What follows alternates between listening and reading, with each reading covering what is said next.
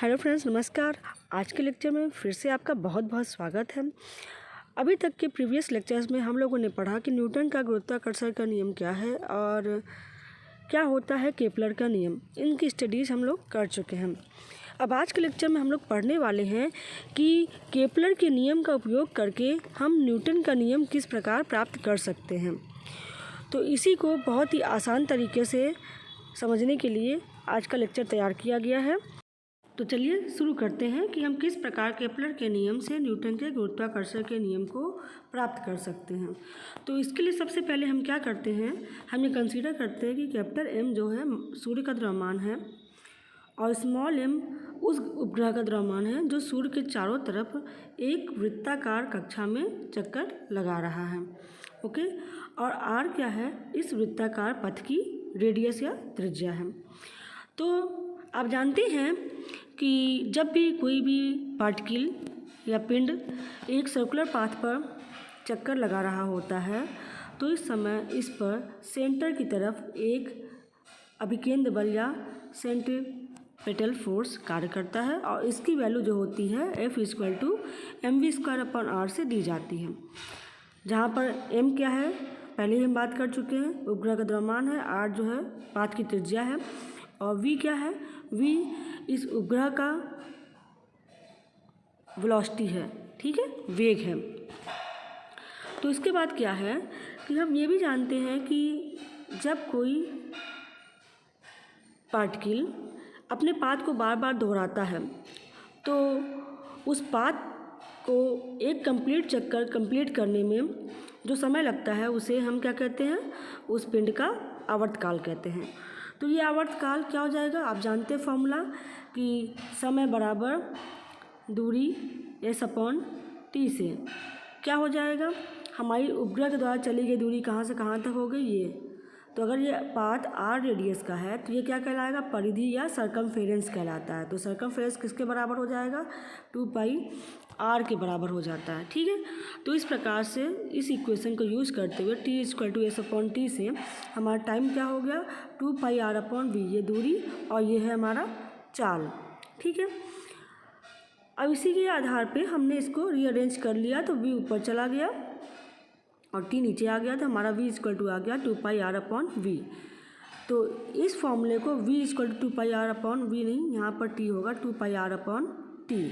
Okay, तो ये 2πr/t हो गया। इसे हम इस फॉर्मूले में पुट करेंगे यहाँ पे v की वैल्यू, तो क्या आ जाएगा, तो आ जाएगा हमारा, जैसे हमने v की वैल्यू पुट की mv²/r था ना, तो F हो गया m/r, v की वैल्यू आई थी 2πr/t, तो v² करने पे 4π²r²/t² ये वैल्यू आ गई। इसको सॉल्व किया तो हमारे पास ये मिल गया। फिर इसको सॉल्व किया तो क्या मिल रहा है हमारे पास, 2π²r m/kr³। अब ये kr³ कहाँ से आ गया, तो हम यहाँ पे यूज़ करेंगे केपलर का नियम। According to Kepler's third law, यानी टाइम पीरियड का जो नियम था वो क्या कहता था कि उपग्रह का आवर्तकाल का स्क्वायर जो दीर्घवृत्ताकार कक्षा है उसके सेमी मेजर एक्सिस के क्यूब के डायरेक्टली प्रोपोर्शनल होता है। तो यहाँ पे हमारा इलिप्स को हमने सर्कुलर पाथ माना है, तो उस केस में हमारा सेमी मेजर एक्सिस ए, सेमी माइनर एक्सिस बी, ये दोनों बराबर होंगे और जो कि सर्कुलर पाथ की रेडियस के बराबर होंगे, ठीक है। तो यही हमने कहा कि this condition is for ellipse, और जब इलिप्स में a बराबर b हो जाता है तो ये आपका सर्किल बन जाता है, ठीक है। तो यहाँ से हमारे पास ये जो इक्वेशन नंबर 3 है, t² = kr³, जब प्रोपोर्शनैलिटी को हमने इक्वलिटी में कन्वर्ट किया तो t² बराबर kr³ आ गया। k क्या है, k यानी कांस्टेंट, ये क्या है, एक कांस्टेंट है, ठीक है। यहाँ पर रख दिया, जैसे ही यहाँ पे रखा हमारे पास ये इक्वेशन आ गया F=4π²k/k m/r²। ये पूरी की पूरी एक कांस्टेंट वैल्यू है, इसको हमने कह दिया a, इसको हमने a कह दिया। तो हमारा इक्वेशन ट्रांसफॉर्म हो गया in terms of equation number 4, F=a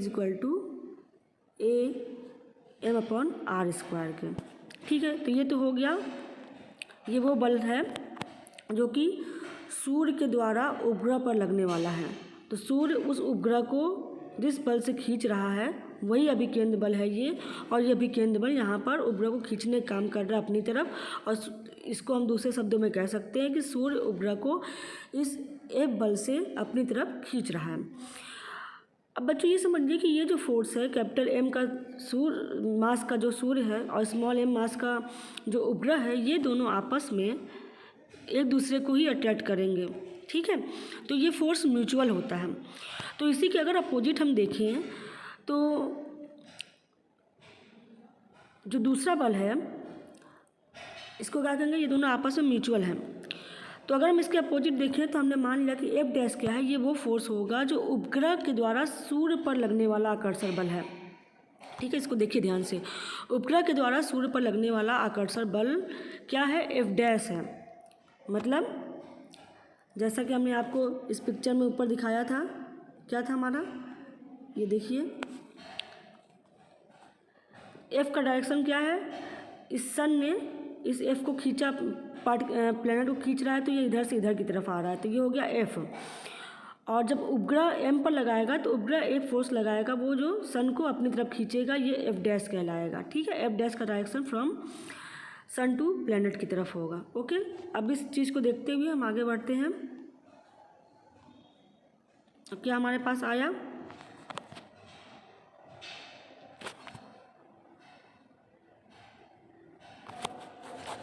हाँ, तो हमारे पास आ गया F डैश। तो F डैश जब हमारा F इक्वल टू आया E,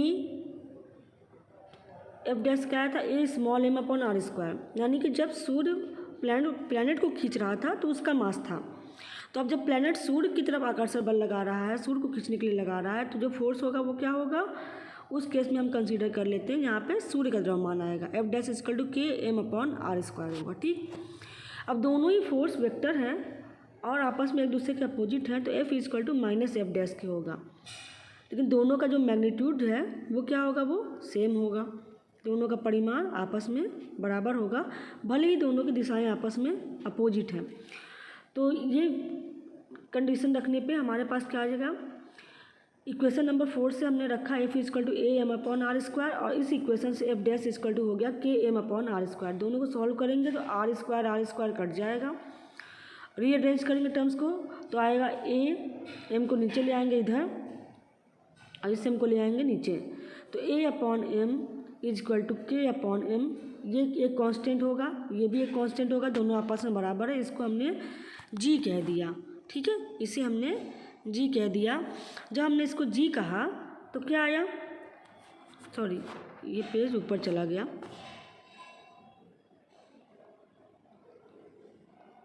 पहुंच रहे हैं हम लोग जी के पास, ये जी आ गया। तो जी को यहाँ पे हमने यूनिवर्सल कांस्टेंट नाम दिया क्योंकि ये अनुपात जो है बराबर रहेगा capital A upon M capital K upon M, this is equal to G. अब इक्वेशन नंबर 4 और 6 से, इक्वेशन नंबर 4 हमारा क्या था, चलिए देख लीजिए, इक्वेशन नंबर 4 था F equal to A M upon are square. Equation number 6 क्या है, इक्वेशन नंबर 6 है a by m is equal to k by m is equal to G. यहाँ से हम क्या प्राप्त कर सकते हैं, यहाँ से हमें मिल गया कि F is equal to G M upon G capital M small m upon are square. क्यों, क्योंकि आप इस इक्वेशन में देख लीजिए, जब हम ए बाई एम को जी के इक्वल करेंगे तो a can be written as capital G into m, ये दोनों बराबर होगा, यानी a by m is equal to, जब हम जी लिखेंगे तो a is equal to capital M into G k हो जाएगा। तो इक्वेशन नंबर 4 में हमारे पास इक्वेशन था, फिर से देखिए, F is equal to A M upon are square, a की जगह पे कैपिटल जी इंटू एम रख दिया, तो क्या आ गया हमारे पास, F is equal to G capital M small m upon are square. G क्या है, यूनिवर्सल ग्रेविटेशनल कांस्टेंट है, सार्वत्रिक गुरुत्वाकर्षण नियतांक है। तो जी ये नियतांक हो गया जब, तो हमारे पास क्या बचा, F is directly proportional to capital M small m upon are square. और बच्चों ये कुछ और नहीं है, ये क्या है, ये हमारा न्यूटन का गुरुत्वाकर्षण का नियम ही है, जो कि कहता है सभी ब्रह्मांड के दो पिंडों पर काम करता है। अगर एक का द्रव्यमान कैपिटल एम है, दूसरे का द्रव्यमान स्मॉल एम है, तो इन दोनों के बीच लगने वाला आकर्षण बल म्यूचुअल होता है, आपसी होता है। यानी कैपिटल एम स्मॉल एम पर लगाएगा, स्मॉल एम कैपिटल एम पर लगाएगा, ठीक है। और ये लगने वाला फोर्स दोनों के मास के डायरेक्टली प्रोपोर्शनल होता है और दोनों के बीच की दूरी के स्क्वायर के इन्वर्सली प्रोपोर्शनल होता है। तो इस प्रकार केपलर के नियम को हम लोग यूज किया और हम फाइनली पहुंच गए न्यूटन के गुरुत्वाकर्षण के नियम पे।